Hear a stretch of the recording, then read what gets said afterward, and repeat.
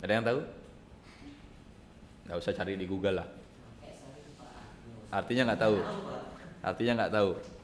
Ya, hosting. Kan sering dengar tuh. Di mana di hosting? Nah, gitu ya. Hostingnya pakai apa? Nah, gitu ya. Di mana di hosting? Hostingnya pakai apa? Hosting ini identik dengan naruh website kita di komputer orang lain agar dia bisa jadi public. Ya, agar dia punya domain. Identik dengan hal seperti itu. Jadi kamu ngoding di Laravel, Kode Igniter, apalah itu ya, framework lainnya, udah jadi codingnya, ya. Lalu kamu beli domain biar dia bisa punya ekstensi. Ya, blablabla.com. Ya, blablabla.com adalah komputer orang lain yang punya IP public, yang punya koneksi ke internet yang sebenarnya. Ya, kamu upload codingmu ke situ, jadilah website. Nah, naruh codingmu di situ itu hosting. Ya, jadi hosting itu menyimpan data-data kita di komputer orang lain yang berkecepatan tinggi. Ya, menyimpan data, menaruh data kita di komputer orang lain yang berkecepatan tinggi. Ya, dan dia terkoneksi dengan IP public dengan internet, itu namanya hosting. Ya, hosting. Lalu muncul pertanyaan, mengapa saya perlu hosting? Ini asli dosennya nggak mood bikin slide ya. Mengapa perlu hosting? Kamu web developer, kamu pengembang aplikasi website, kamu udah ngoding, udah mantap, kamu coba-coba di laptopmu udah jadi. Ya, lalu mengapa kamu perlu hosting? Mengapa kamu perlu mindahin itu ke komputer orang lain? Kenapa nggak di komputermu aja? Dicariin IP public. Iya. Iya. Ya, yang pertama, kalau di komputermu sendiri, komputer di rumah itu sudah pasti listrik tidak stabil. Ya, apalagi laptopmu baterainya udah tanda silang, nah, apalagi kayak gitu ya. Ya udah itu ya. Layanan hosting listriknya stabil, punya genset, punya baterai cadangan yang luar biasa. Ya, bahkan dia punya jaminan dia tidak akan mati listrik 24/7. Jadi udah join sama PLN ya. Koneksi lemah udah pasti ya. Ya, kamu nonton anime aja buffering kan gitu ya. Kalau di hosting koneksi cepat dan stabil. Ya, IP private, IP public. Ini bagi yang nggak tahu bedanya, ya, IP public. Saya jelasin pakai gambar. Nah, gimana jelasin pakai gambar nih? Nggak ada ya. Iya. Nah. Ya, jadi IP public itu IP yang ada di komputer-komputer besar di dunia. Ya, Google, Yahoo, Facebook, Twitter, Instagram, ya, monster komputer di dunia itu pakai IP public. IP yang connect dengan jaringan yang beneran di dunia. Ya, IP yang ya itu connect antar benua, antar negara. Ya, IP itu ada di dunia dan IP itu diatur oleh yang namanya saya lupa ya, ICANN bukan ya, saya lupa. Apa gitu. Bukan ICANN ya. Apa gitu yang ngatur, lupa. Di buku ada. Ya. Register IP worldwide. Kita coba cari dengan kata kunci ini. Namanya bukan ya. Apa namanya, lupa ini. Nah, itu ya nanti nyusul ya. Jadi ada namanya depannya bukan IP triple I itu standar. Ya, intinya ada namanya, ada organisasi yang ngatur. Jadi kalau Instagram tuh mau dapat IP public dia yang nyatet. Ya, jadi yang makna berhak dapat IP public dia yang nyatet. IP public di dunia sudah habis.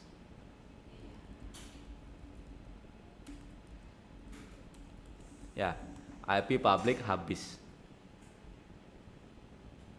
Ya, Kenapa IP public habis? Ya karena IPv4 191 itu yang 4 digit itu, ya komputer di dunia sudah jauh lebih banyak dari itu. Ya, jadi habis sudah. Ya, di Indonesia aja ada berapa komputer? Ya. Ya, jadi apalagi di dunia, ya. Bahkan jumlah komputer sekarang lebih banyak daripada jumlah manusianya. Ya, kalau manusia ada 7 miliar, komputernya lebih banyak dari itu. Ya, yang dimaksud komputer di sini adalah nggak hanya komputer yang ini, HP-mu juga masuk komputer karena HP-mu kan dapat IP. Ya, jadi segala makhluk yang punya IP sementara kita sebut komputer dan jumlahnya pasti lebih banyak dari manusia. Ya, kamu aja sekarang pegang berapa IP HP buat laptop? Ya, satu orang udah punya 2 IP. Belum lagi kalau dia bawa modem WiFi, ya, kayak gitu ya. Ya, belum lagi ntar pulangnya naik mobil yang canggih ada IP-nya lagi. Ya, sampai rumah bapak punya laptop, punya HP, ibu punya HP, adik punya HP, 2 gitu ya. Satu Android, satu iPhone. Ya, yang iPhone khusus buka Instagram aja biar nggak nge-lag.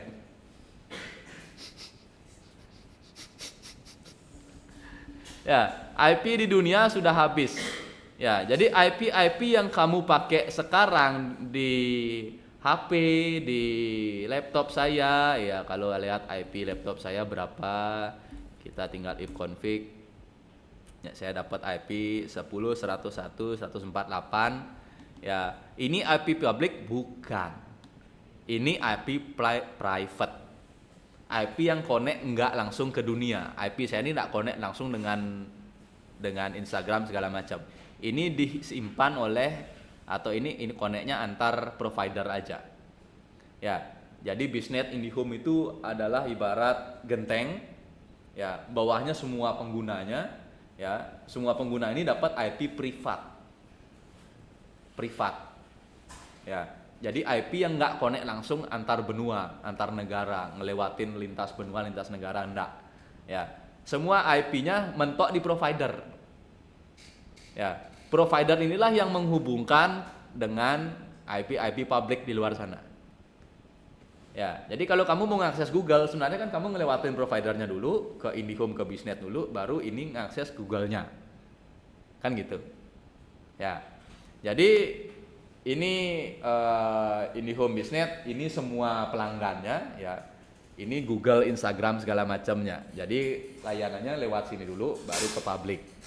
Nah, circle yang ini, nah ini IP publik semua. Yang di depannya operator, yang di belakangnya operator, IP privat semua. Ya, kasarnya bilang IP-nya modem. Ini IP-nya modem. Ini saya dapatkan dari modemnya Sticky. Oh, ini makhluknya. Ya, yang ngasih IP dia. Kan gitu. Dia dapat IP dari mana? Oh, tentu dari providernya. Ya, settingan masuk sini kan gitu ya. Nah, circle yang ini pakai IP public, circle yang ini pakai IP private. Nah, IP yang ini udah habis. Ya. Kalau mau beli, lihat ya, berapa harga IP public. Kamu pasti nggak pernah googling kayak gini.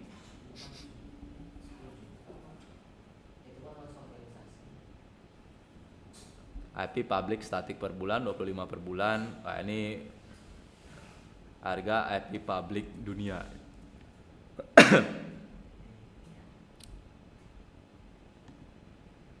Kok murah iklan tuh? Gak mungkin segitu harganya. Kok iPhone? Ngetik IP dikira iPhone ya? Iya. Loh. Tak tambahin address ya, awas munculnya iPhone ya. Nah, ada harganya nggak sih? Nggak kelihatan harganya ya?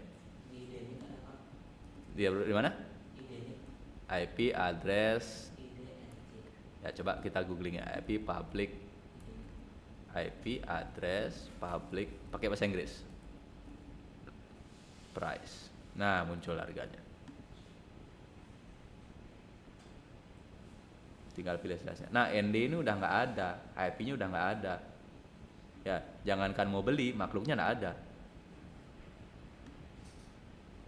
Harganya segini ya. Gila harganya. Bukan, itu IP-nya. Ya, jangankan mau beli ya, barangnya nggak ada yang jual ya. 0,004 dolar per jam.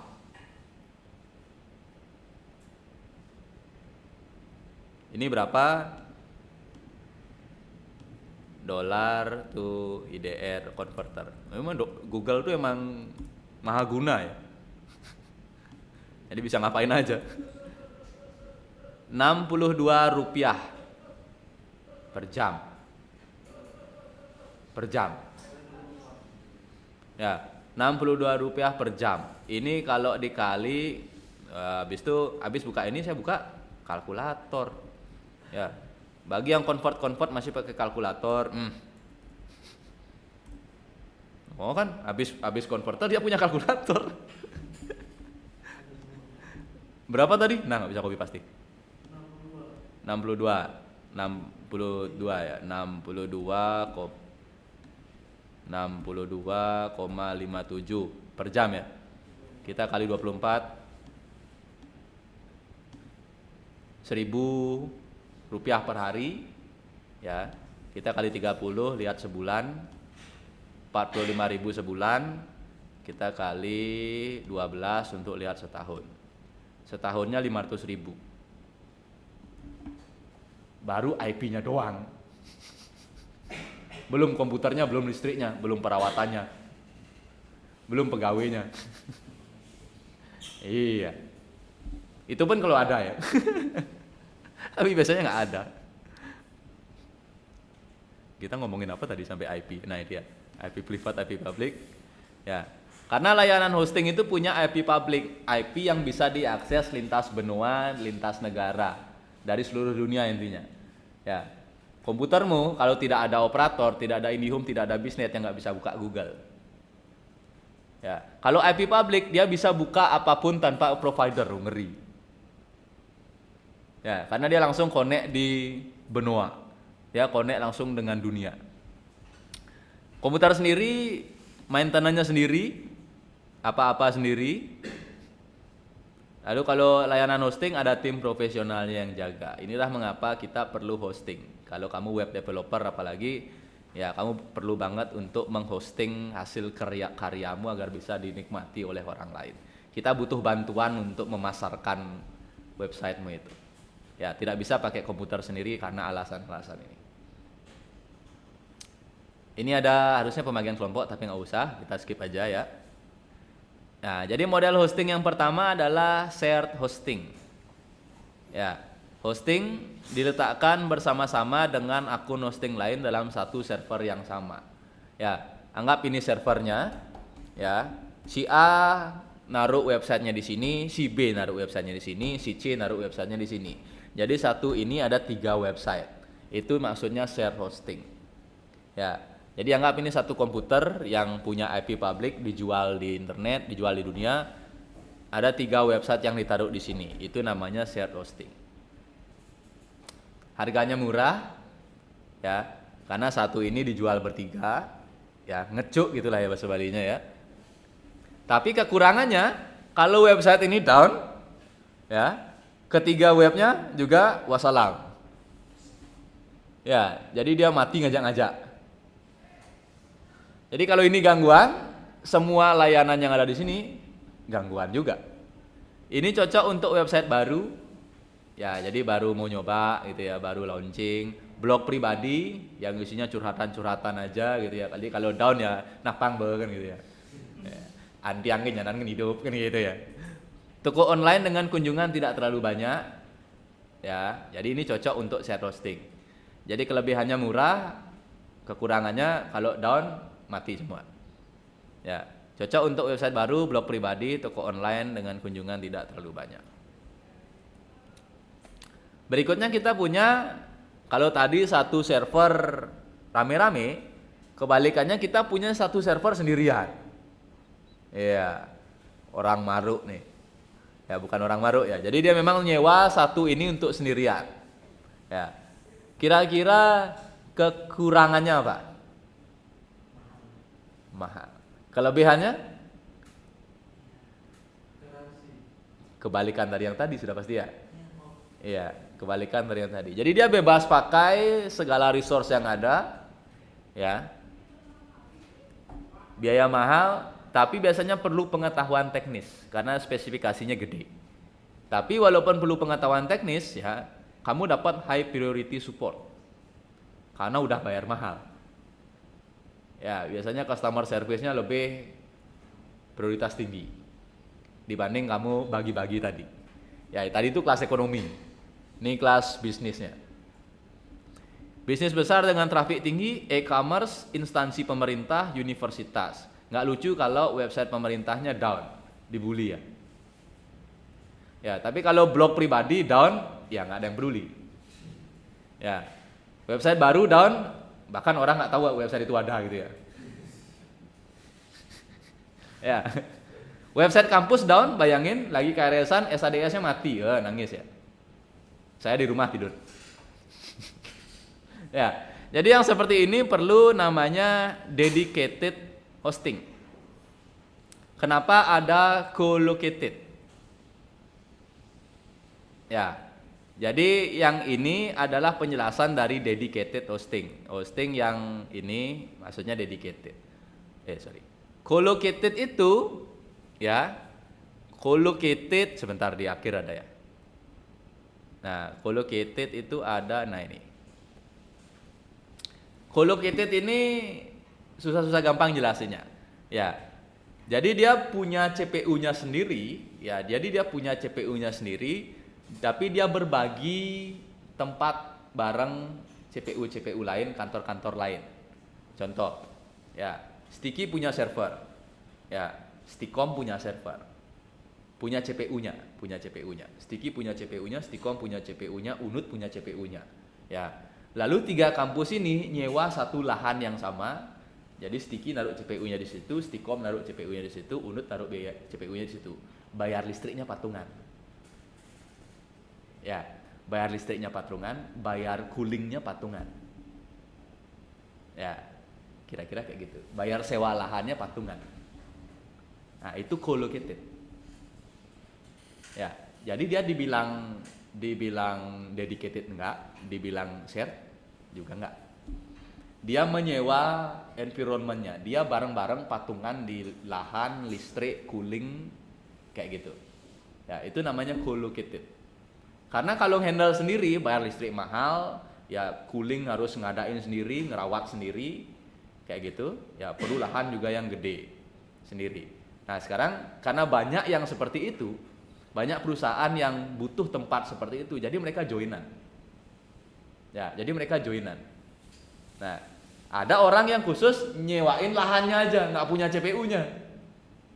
Ya saya punya lahan sekian hektar, listrik ada. Ya, cooling saya siap fasilitasi. Ayo taruh CPU-nya sini. Nah, itu co-located. Ya, itu co-located namanya. Ya, itu co-located. Berikutnya ada tentang data center. Ya, data center sesuai namanya, ya jadi zaman sekarang orang-orang punya banyak data, tentu butuh tempat ya, butuh tempat untuk menyimpan data itu, sehingga ada pembahasan tentang data center. Data center ini yang tren zaman sekarang ada yang namanya co-location data center, co-located tadi. Ya, jadi dia berbagi biaya untuk cooling, power, etc, termasuk sewa lahan segala macam. Ya, jadi dia berbagi ruang servernya, CPU-nya punya sendiri-sendiri. Ya, itu tren zaman sekarang. Ya. Ini lebih murah ya dibanding kamu harus bangun sendiri data centernya. Ya, jadi uangnya udah habis untuk beli CPU, nggak punya uang untuk beli lahannya. Lalu orang-orangnya ada banyak. Ya, contoh ada kampus beberapa di Bali, ada perusahaan segala macam. Jadi dia butuh satu tempat yang sama. Ya udah patungan aja, fair. Ya, itu namanya co-location. Lalu ada istilah hyperscale. Hyperscale data center, yang dikatakan hyperscale data center itu adalah yang bisa menaruh 5.000 server. Kalau biasanya yang manual, data center yang biasa itu bisa naruh 1000 server aja. Ya, hyperscale itu punyanya Google, punyanya Yahoo, punyanya Facebook, dia punya hyperscale data center. Jadi yang bisa naruh sampai 5000 server. Ya, kira-kira luasnya area fisiknya sekitar 10.000 square feet. Apa itu square feet?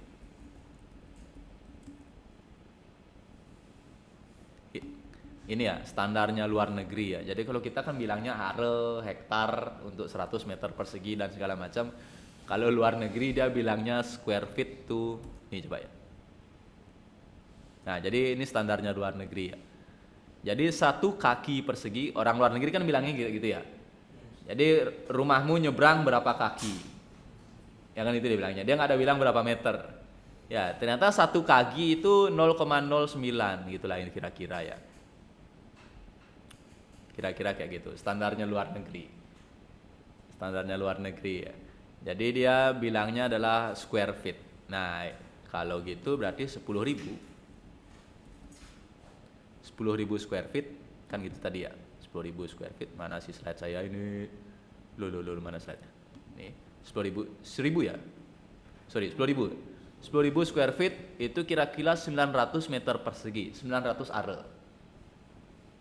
Benar ya? Ini 900 ini. Ya. 900 are berapa hektar? Satu hektar berapa are? Ini kamu enggak ada maklar tanah gitu? Iya. 1 hektar itu 10.000 meter persegi. Oh, hampir 1 are ya. Ini kan hampir 10.000. 900 ya? 1.000 dong.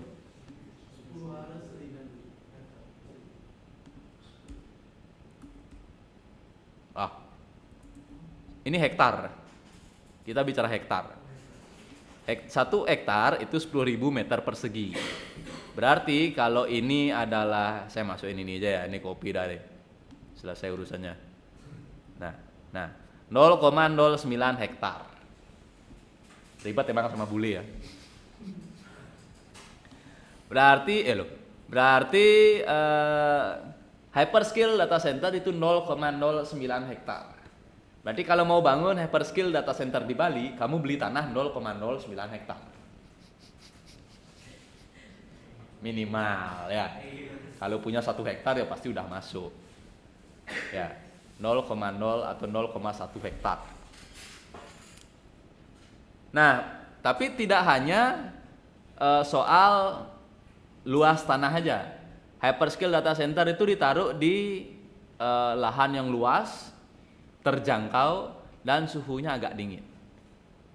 Ya, luas, terjangkau, agak dingin di Bali kira-kira di luas, terjangkau, agak dingin, Jembrano Negara. Masuk ya? Bangli, Tabanan. Tabanan panas. Pupuan. Wah. Nusa Penida habis kayaknya hyperscale data center ya. Jadi kalau ada yang dari Nusa Penida siap-siap hilang kampungnya. Dari mana? Nusa Penida. Oh, ruang server tuh gitu.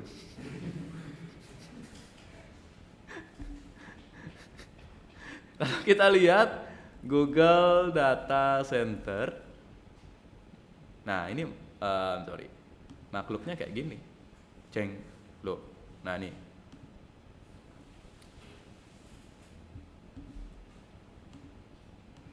Loh. Kok kecil. Open image newton. Nah. Ya, ini penampakan 10.000 square feet dan dia naruh tempatnya di luas. Ya. Lalu cool, kenapa saya berani bilang cool? Pinggir laut. Ya. Lalu luas ini nggak ada motor lewat ya.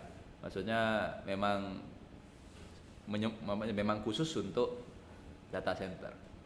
Isinya apa? CPU, kabel, hard disk, cooling ya, pasti cooling.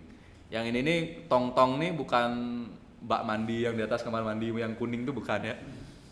Ini cooling. Jadi mendinginkan isinya ini. Ya, isinya ini. Lalu dalam CPU-nya isinya apa? Semua yang kamu akses di pencarian Google itu. Ya, kamu ngetik zodiak itu, isinya blog-blog, itu blognya di sini. Ya, isinya semua di sini. Email dosen juga isinya di sini.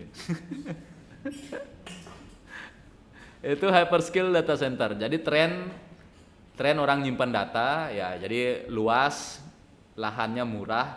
Ya, coba di Bali lahannya kayak gini. Kira-kira harganya murah apa mahal? Karena Bali tempat wisata sih mahal ya. Jadi bisa dibangun villa, beach club gitu ya, bisa bikin Atlas kedua di sini kan gitu ya. Ya. Tapi coba pulaunya bukan pulau Bali. Bukan pulau pariwisata. Ya, Maluku gitu misalnya. Ya, lahannya bentuknya kayak gini. Ini dibangun rumah nggak ideal, orangnya takut tsunami. Ya. Kalau dibangun pemukiman tempat tinggal takut orangnya. Ya, rawan abrasi, rawan macam-macam. Sehingga dibangunlah data center yang tidak banyak aktivitas manusianya. Kenapa? Kalau dibangun rumah gampang abrasi, karena orangnya buang sampah sembarangan. Ya, dikit-dikit nyongcong, ada kan gak ini pokoknya. Genit 5 nih. Iya. Bedik-bedik tanahnya uroga pindahin sama air. Iya. Di ini ngai jangan tambah udang. Ya, udah banjir menceplos mai menek ya nih. Mara pelih ini betaro nih. Ya, kayak gitu. Kalau ini kan dia kerjanya kalem ya, maksudnya dia kayak kerjanya gini-gini aja, nggak ada merusak pinggir-pinggirannya gitu ya. Kalau manusia dapat lahan kayak gini ngapain? Bikin beach club. Ya, bikin konsernya di mana? Di pinggir sini. Ya, bikin panggung konsernya di sini. Padahal nggak mau di sini bikin panggung konser. Jepang dini nggak panggung konser.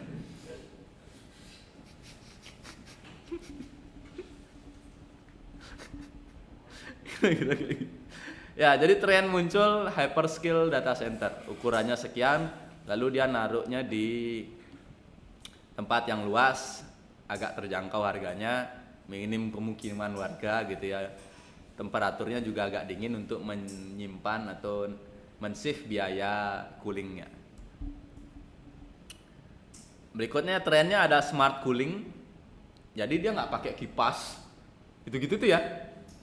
Nggak ya, nggak juga pakai AC yang gini-gini, nggak mungkin pakai yang kayak gitu ya. Bahkan coolingnya pakai AI, coolingnya pakai artificial intelligence. Ya, coolingnya pakai sensor, coolingnya pakai kecerdasan buatan yang bisa menyesuaikan dengan suhunya. Ya, jadi coolingnya pakai microcontroller. Ya, dan sudah dibuktikan cooling manual ya dan cooling yang pakai teknologi itu lebih hemat 40%. Jadi yang awalnya dia harus bayar 100.000 misalnya, dia cukup bayar 60.000 aja dengan cooling yang pintar, smart cooling. Ya, jadi coolingnya nggak sembarangan. Itu yang tren sekarang. Ya, jadi pengeluarannya banyak sebenarnya untuk cooling. Ya, cooling itu tidak bisa dianggap remeh. Ya, karena kalau coolingnya main-main, semua rusak. Ya, listrik main-main, ya harddisknya tewas semua, umurnya pendek semua. Cooling main-main, apalagi dengan komputer segedung-gedung itu ya, semua rusak. Ya, bayangin komputernya rusak, ada manusia di dalamnya, mati ya. Ya, kacau dunia. Nah, jadi cooling ini investasi mereka juga. Dan trennya mereka pakai artificial intelligence, pakai kecerdasan buatan. Jadi bikin cooling pun ada codingnya, luar biasa. Ya, jadi Google nyebut namanya DeepMind. DeepMind itu nama teknologinya Google khusus untuk cooling. Bukan DeepMind yang ini ya, beda ini. DeepMind Google. Nah, masih sama ya. Ya, Google DeepMind. Kita cari gambarnya ya. Apa ini? Dari gambar-gambarnya sih udah elemen udara, elemen air gitu ya. Ya nggak mungkin ini maksudnya api kan nggak mungkin. Ya Google DeepMind udah jenang-jenangnya udah kecerdasan buatan, lalu biru-biru sejuk-sejuk gitu ya. Kira-kira kayak gitu. Ceng. Lalu tren berikutnya ada data center virtual. Ini masuk di infrastructure as a service. Semoga masih ingat, infrastructure as a service dia jualan komputer kosongan. Ya, jualan komputer kosongan. Ya, that are sold to client companies. Ya, jadi orang-orang yang layanan ini dia seolah-olah bisa punya data center sendiri. Ya, padahal dia bayar. Nah, bukan padahal dia bayar, padahal dia nggak punya gitu ya. Jadi dia tidak tahu fisiknya ada di mana. Nah, ini maksudnya virtual data center. Jadi masuk ke struktur IaaS. Pernah dengar, ini yang terakhir, pernah dengar kata edge computing? Belum pernah dengar mungkin ya. Jadi edge computing tidak seserem artinya. Ya, edge computing cuma sebutan untuk komputer yang ditaruh di mana klien-kliennya dekat ngakses. Jadi analoginya komputernya ditaruh di ujung, komputernya ditaruh di pinggir jurang, komputernya ditaruh di ujung pulau, itu edge computing. Tujuannya apa? Ya, untuk menghemat, untuk memperkecil ping, jadi biar datanya jadi real time, untuk menghemat data transmisi. Maksudnya adalah untuk ngirit kabel. Ya, jadi kamu tahu sekarang kenapa server Dota ada di Singapura? Kenapa Valve Gaben rela naruh Dota servernya satu di Singapura? Itu kan uangnya nggak main-main. Nyala 24/7 butuh spek komputer yang gede. Kenapa dia naruh di Singapura? Kenapa Singapura dipilih untuk naruh komputer? Kenapa? Karena banyak yang main di Indonesia. Ya, banyak pemainnya di SEA. Asia Tenggara banyak punya pemain, banyak punya bocah-bocah yang suka main game online. Itu edge computing, ya. Kenapa? Karena banyak orang Filipina ya main game itu, sehingga taruh Singapura satu servernya. Biar pingnya kecil, biar mereka nggak nge-lag main, biar puas. Bayangin kalau di Singapura nggak ada servernya, paling dekat di mana? Jepang. Selain itu di mana lagi? Mungkin India. Bayangin kalau kamu mainnya di Jepang dan di India, pingnya jadi berapa? 2 kali lipat. Kalau pingnya 2 kali lipat, kamu main apa enggak? Enggak. Ngambul. Ya. Ngapain main pingnya 200, 300 ya. Ngeklik hero sekarang, entarnya baru gerak. Ya. Ngeluarin jurus sekarang, ternyata mati gitu ya. Ya. Itu edge computing. Jadi strategi naruh komputer lebih dekat sama usernya. Ya. Itu edge computing gitu doang ya sebenarnya. Namanya doang serem. Cloud computing, edge computing, green computing, semuanya serem ya. Padahal ya komputer. Ya, jadi edge computing strategi secara geographically ya. Jadi secara geografis dunia ditaruh close to the device ya, where it is consumed. Jadi lebih dekat ke pengguna-penggunanya. Ya. Kalau server itu makin jauh kan butuh ping yang lebih tinggi. Ya, kalau kamu pernah main game online, ya, kamu kan biasanya pilih servernya. Mau main di server yang mana kan gitu. Ya, main di server Singapura dan main di server Jepang, kamu ada di Indonesia, tentu lebih nge-lag server Jepangnya. Kan gitu. Karena itu sudah lebih jauh dari Indonesia, kabelnya lebih panjang. Ya, butuh lebih banyak koneksi yang dilompatin untuk sampai ke Jepang. Beda sama Singapura. Singapura itu kan dajannya Sumatera. Ya. Berdiri di Sumatera, ya, kamu lempar batu nyampe Singapura kan gitu. Ya, dekat tuh, kabelnya pendek. Nah, kenapa ada di Singapura? Ya, kenapa Valve naruh server di Singapura? Tujuannya karena SEA banyak yang main. Karena banyak orang Filipina main. Ya, itu tujuannya, pertimbangannya. Jadi nggak sembarangan naruh server itu. Dia pasti akan melihat di mana orang-orang banyak main. Ya. Eropa, di mana yang orang banyak main, maka servernya pasti akan ditaruh di dekat-dekat situ. Nah, peletakan server ini ya, secara geografi ya, jadi secara belahan dunia mau ditaruh di mana, itu namanya edge computing. Ini juga tren data center. Ya, tren data center. Ya, buktinya yang paling dekat dengan kita dan membanggakan dengan kita, Google kan punya server di Jakarta. Ya, Google Jakarta.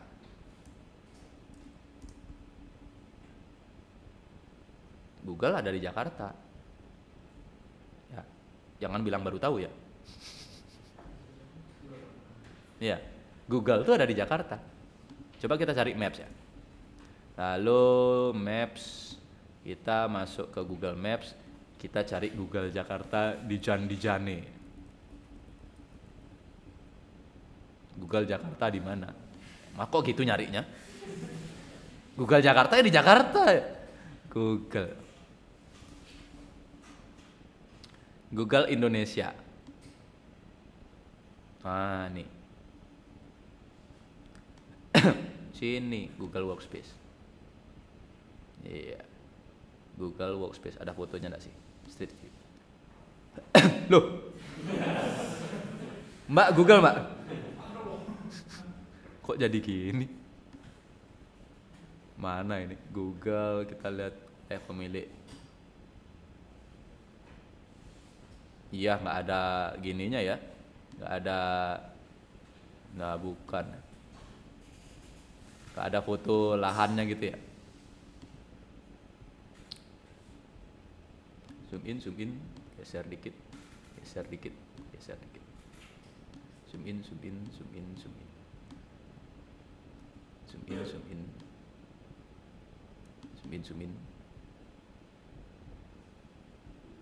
Iya. Ini kantor Google-nya guys. Mbaknya lagi yang kelihatan.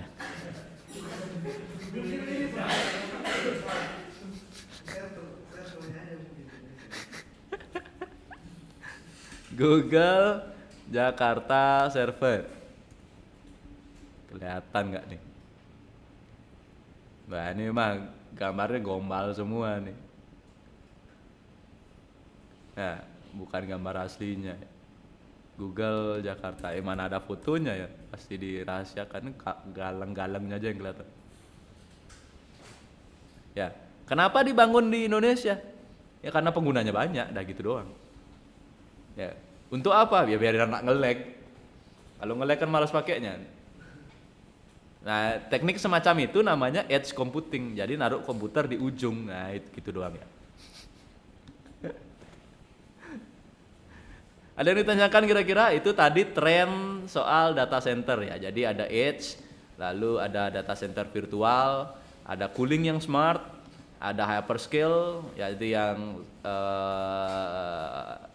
tanahnya linggah, ada colocation yang dia nyewa lahan, nyewa gedung bareng-bareng tapi CPU-nya punya sendiri-sendiri. Ya, itu yang tren data center saat ini. Ya, trends in data center.